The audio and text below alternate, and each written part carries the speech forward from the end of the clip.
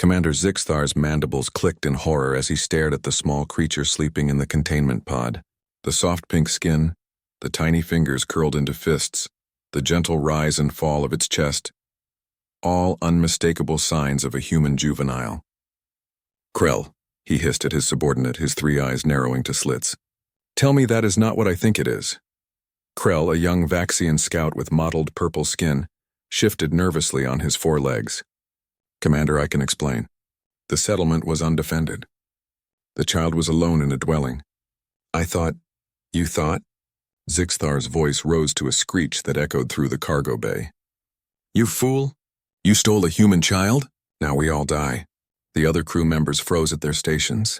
Even the ship's AI seemed to pause in its calculations. Every species in the known galaxy understood one universal truth. You did not touch human offspring. Krell's skin flushed a deeper purple.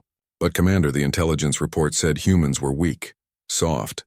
They have no natural armor, no venom, no enhanced strength. And yet they control half the spiral arm." Zixthar slammed two of his forearms against the console. "Did you not attend the academy? Did you not study the Epsilon incident?" The young scout's silence was answer enough. Zixthar activated the holographic display with a gesture of despair. 60 years ago, the Korthian Empire, may their memory serve as warning, captured a human research vessel. 23 humans died in that attack. 3 were children. He paused, letting the weight of history settle on his crew. The Korthians numbered 12 billion strong. They had conquered 40 systems. Their fleet was the third most powerful in the galaxy. "What happened to them?" whispered Nara, the ship's navigator, though everyone already knew the answer. "They don't exist anymore," Zixthar said quietly. "Within 8 standard months, humanity hunted down every last Korthian. They glassed their homeworld. They dismantled their stations. They erased them so thoroughly that only their ruins remain as a memorial, not to the Korthians, but as a warning to everyone else." Krell's legs trembled. "But that's impossible. How could—" "Because humans are the only species in the galaxy that weaponizes their grief." Zixthar pulled up another file. The Wheatrian Compact tried to bargain with a human colony. They took hostages, 2 adults and a child. The humans negotiated for 3 days. He zoomed in on the timeline. Then negotiation ended. A single human ship appeared. Not a warship, a civilian mining vessel. The pilot rammed it into the Wheatrian flagship at 0.7 light speed. "Do you understand?" A civilian. Turned their own ship into a relativistic weapon. The entire compact fleet was obliterated in the debris field. The cargo bay had gone deathly silent. "They have a saying," Zixthar continued, pulling up a translation file. "Touch our children and we will show you what monsters really look like." We thought it was posturing, primitive aggression, until the galaxy learned that humans don't make idle threats, they make promises. Nara's tentacles coiled anxiously. "What do we do, Commander?"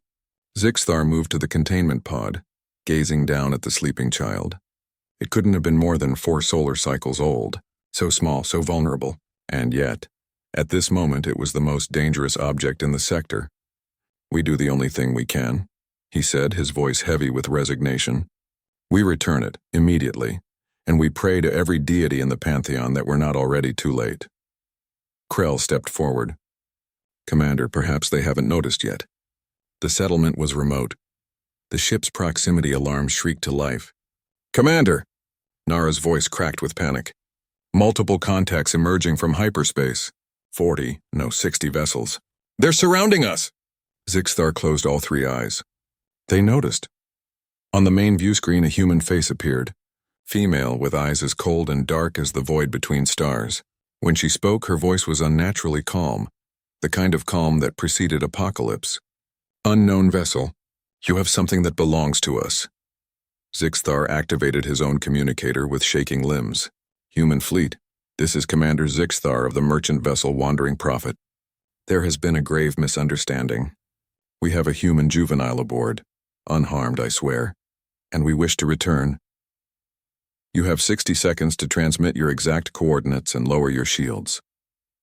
The human's expression didn't change. "If that child has so much as a scratch, we will turn your ship into a debris field so small it will take archaeologists 1,000 years to find all the pieces." "Understood. Transmitting now." Zixthar frantically entered the commands. The child is unharmed, sleeping peacefully. We mean no, the line went dead. 30 seconds later, human Marines materialized directly in their cargo bay.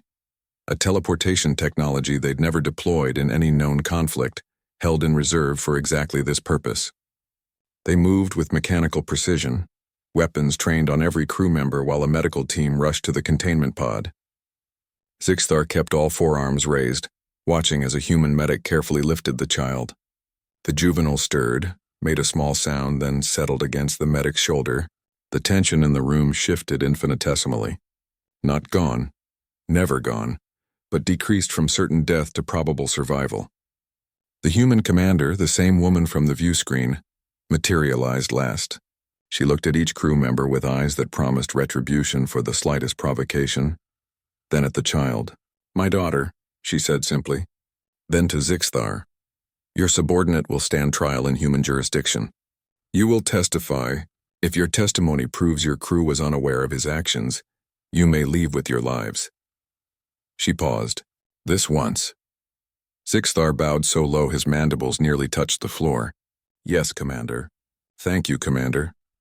As the humans prepared to leave, the woman turned back one last time. "Spread the word, alien. Humanity can forgive many things. We trade, we negotiate, we compromise. But our children?" Her eyes hardened to flint. "Our children are the line that must never be crossed."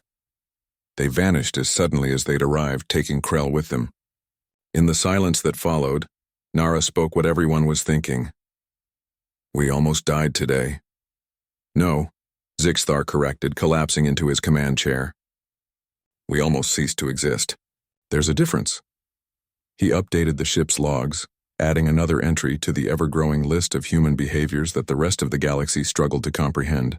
At the bottom, he added a personal note that would be transmitted to every Vaxian vessel in the fleet. Humans are not the strongest species, not the smartest, not the most advanced, but they are the most dangerous because they have weaponized the one thing we all thought made them weak, their capacity to love. Never forget this. Never test this. And above all, never ever touch their young. Commander Zixthar set course for the nearest starbase, and tried very hard not to think about how close he'd come to becoming a footnote in the galaxy's grimmest history books.